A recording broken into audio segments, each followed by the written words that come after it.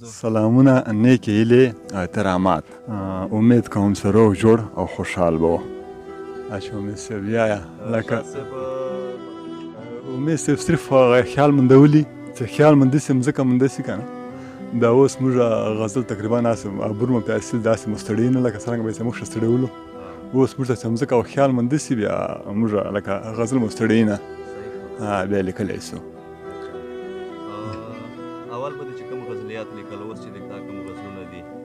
یقینا چې په منځ کې لږ کې فرق دا چې بل نمونه و دا بل نمونه دي لکه دا به دا درته وایم امید صاحب چې کله د سړي عمر 40 نه دالې واوړي بس بیا داسې چې دا خامخا دا لاړېږي مجاز نه بیا حقیقت په لور باندې د کوم هغه چې دا اړېږي لکه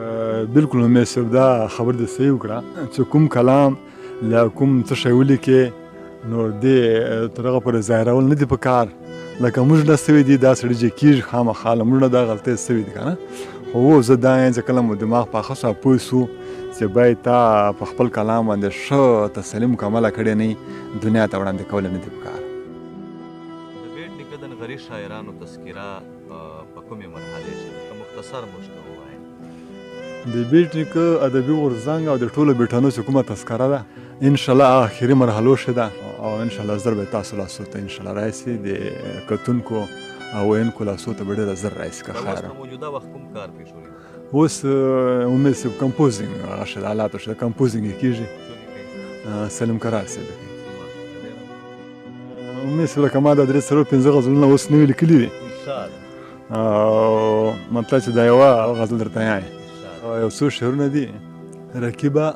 مخته به خپل ځان باسې رقیبه مخته به خپل ځان باسې ما چې له کلي د جانان باسې دا لیونی شوې که دښمن شوې د ځان دا لیونی شوې که دښمن شوې د ځان چې د میګو غار کې دکان باسې او د ناممکن نه ممکن مه جوړوه د ناممکن نه ممکن مه جوړوه د ستنې سپم ځنې وخان باسې چې زغ نه سر باسې زغنډی ماتوي چې زغ نه سر باسې زغنډی ماتوي داسې سخوندر نه به پیزوان باسي چې زغ نه سر باسي زغنډی ماتوي داسې سخوندر نه به پیزوان باسي یوه زړه غزل ده تقریبا اورېدونکي ډېره خوښوي څه داسې شعرونه دي مالژیرې مو سپینې سوې خو موږ سره ونه پېژندل له دې یاري نه مو چې خوب کړی وی ښه به نه و او که زه خبر وی چې خلوص باندې خوله نه مندېږي بیا مې څه بل رنګ لیونتوب کړی وی ښه به نه و او لکه دا نن چې مسلو باندې ګونډې ماتوم لکه دا نن چې مسلو باندې ګونډې ماتوم ما چې دا کار په زلمیتوب کړی وی ښه به نه و.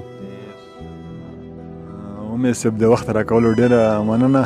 او مطلب چې مست سړی یم موږ په سپینې ژیره در سره مست کړې وخت اجازت غواړم درځې د الله په امان.